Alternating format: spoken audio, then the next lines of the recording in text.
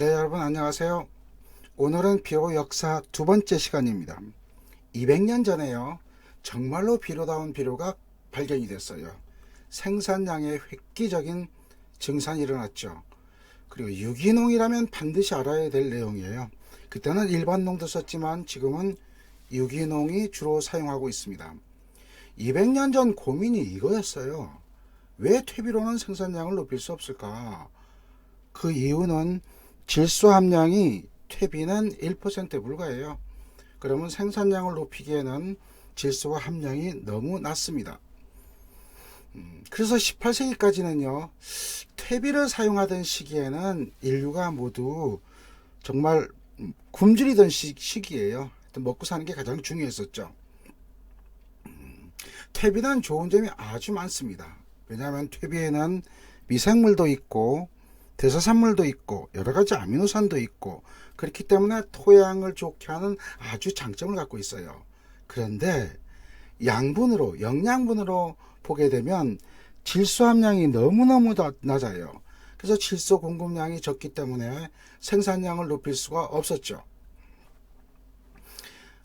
지금도 보면은요, 퇴비를 표시하는 보증표에 보게 되면 NPK 표기를 안 해요. 저 말은 무슨 말이냐?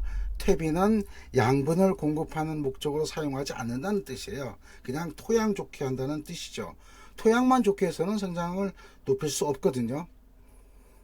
그러다가 200년 전에 흉볼트라는 사람, 그 사람 독일 사람이에요. 그 탐험가예요. 지리학자인데 구아노를 발견했습니다.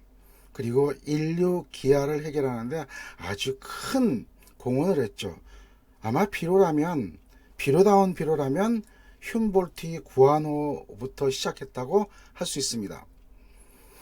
흉볼트가 구아노를 어떻게 발견했냐면요, 탐험을 하는 도중에 남극에서부터 차가운 물길이 남미를 통해서 미국으로 흘러가는 걸 봤어요. 그때에 저 해류를 흉볼트 해류라고 하거든요. 흉볼트 해류를 따라서 물고기들이 이동을 해요. 물고기들이 이동을 하는데 칠레 앞바다에 가게 되면 새들이 이 물고기를 잡아먹습니다. 그리고 칠레 앞바다 이 섬에다가 새들이 똥을 싸요. 그 물고기를 잡아먹고 배설한 거죠. 물고기는 원래가 영양분이 많잖아요. 그렇기 때문에 영양분이 많은 구아노가 섬에 계속 쌓이게 됐습니다. 일종의 새똥이죠, 새똥. 새똥이죠. 그래서 기존의 퇴비하고 흉볼트가 발견한 구아노의 질소 효과를 한번 비교해 볼게요. 그 차이가 어마어마하게 큽니다. 즉 퇴비는 질소가 1%밖에 안 돼요. 구아노에는 15% 정도 있어요. 질소 형태도 암모늄태나 질산태, 퇴비는 이러한 형태를 갖고 있어요. 근데 구아노는 요산 형태예요, 요산 형태. 그렇기 때문에 실제로 구아노의 효과를 보게 되면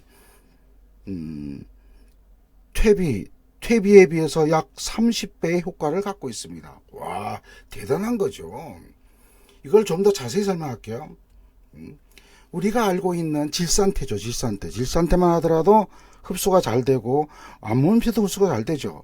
그렇지만 요산태는 흡수가 더 잘 됩니다. 그렇기 때문에 그때 연구했던 많은 학자들이 구아노는 퇴비보다 30배가 넘는 효과가 있다고 이렇게 많은 연구들을 발표하게 됩니다. 그리고 실제로 1800년대 미국에서 구아노 광고를 보면 모든 작물을 위해서 최고의 비료가 구아노다 이렇게 홍보를 하고 있습니다. 구아노 때문에 여러 가지 큰 사건도 많이 생기는데요. 그 중에 하나가 남미 태평양 전쟁이에요. 남미 태평양 전쟁은 저 구아노의 용도 때문에 볼리비아하고 칠레가, 이쪽이 칠레고요. 여기가 볼리비아거든요. 볼리비아가 구아노 때문에 전쟁을 일으켰어요. 그때 유럽에 있는 여러 국가들이 어떤 국가는 볼리비아 편을 들고 어떤 국가는 칠레의 편을 들면서 아주 커다란 전쟁이 4년 동안 일어났습니다. 그렇기 때문에 유럽에 있는 사람들은 대부분 다 구아노라고 하면 우리 조상들이 구아노 때문에 일으켰던 전쟁, 전쟁을 일으키던 원인을 제공했던 걸 구아노라는 걸 압니다. 그렇기 때문에 유럽 사람들은 유기농을 하게 되면 제일 먼저 준비하는 것이 구아노예요. 우리나라는 안 그렇죠. 우리나라는 구아노를 잘 모르죠. 그렇지만 유럽 사람들은 농사를 짓는다고 하면 첫 번째 생각하는 것이 구아노, 비료는 구아노가 시작이야, 이런 생각을 갖고 있죠. 그러면 구아노에도요 자원의 한계가 있거든요. 한계가 있기 때문에 여러 구아노들이 개발되고 발견되기 시작하고요. 실제로 여러 구아노들이 판매되고 있는데, 남미에서 생산되는 구아노는 N구아노라고 해요. N구아노. 그리고 다른 곳에서 생산된 구아노는 N구아노라는 말을 쓰지 않습니다. 그럼 한번 볼게요. 즉 건조한 지역에서 생산되는 구아노는요, 건조하기 때문에 구아노에 있는 질소가 용탈되지가 않아요. 그래서 구아노 안에 질소가 되게 많아요. 그렇지만 비가 많은 지역, 예를 들어서 동남아 지역 같은 곳에서 생산되는 구아노는 비에 의해서 질소가 용탈돼 버려요. 그래서 질소가 적은 구아노가 생산이 되죠. 그것을 여러분들이 구입할 때는요, 꼭 체크해야 되는 게 요거 체크예요. 구아노를 구입할 때는 구아노 함량이 많이 있는가, 아니면 이름 자체가 N구아노, 질소 구아노인가를 확인해야 되고요. 여기 있는 것처럼 P구아노, 이건 P구아노예요. 질소는 다 용탈돼 버리고 인산이 남아 있어요. 인산은 원래 용탈이 잘 안 돼요. 그리고 이것도 새똥이에요. Cbird 구아노잖아요. 새똥이지만 질소 함량이 작아요. 그렇기 때문에 구아노를 구입할 때도 이게 N구아노인가 아닌가를 확인해야 합니다. 구아노 이후에 이제 여러 가지 비료를 개발하기 위한 노력이 진행이 됐죠. 왜냐하면 구아노는 자연에서 생산되기 때문에 항상 자원의 한계에 부딪히게 돼요. 구아노가 발견된 약 100년 지난 후에 요소 비료가 개발이 되죠. 공기로부터 요소 비료를 개발이 되죠.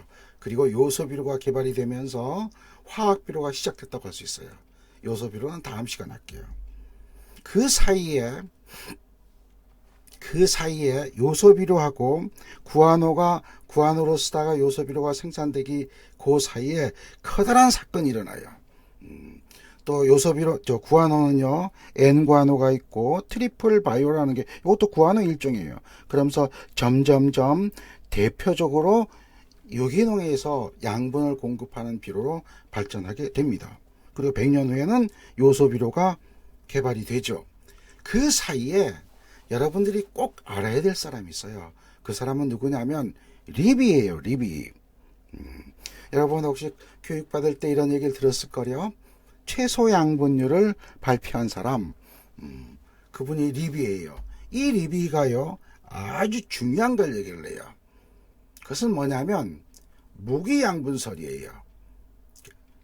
리비 이전에는 퇴비처럼 또는 유기질 비료처럼 유기물이 양분이라는 이론이 아주 중심에 있었거든요. 그 다음에 리비가 지금에 있는 화학비료, 무기질 비료처럼 무기양분설을 주장하게 됩니다. 즉 생산량을 높이기 위해서는 유기물이 아니라 무기물이어야 된다. 질소, 인산, 칼륨처럼 무기물이어야 된다. 그래서 1918년도에 요소 비료가 개발되었습니다. 다음 시간에는 이 리비가 어떻게 무기 양분을 설명을 하고, 또 여러분들이 쓰고 있는 비료에 들어있는 질소, 인산, 칼륨, 칼슘, 마그네슘, 황, 붕소 이런 양분들이 어떤 기능을 갖게 됐는지를 설명하도록 하겠습니다.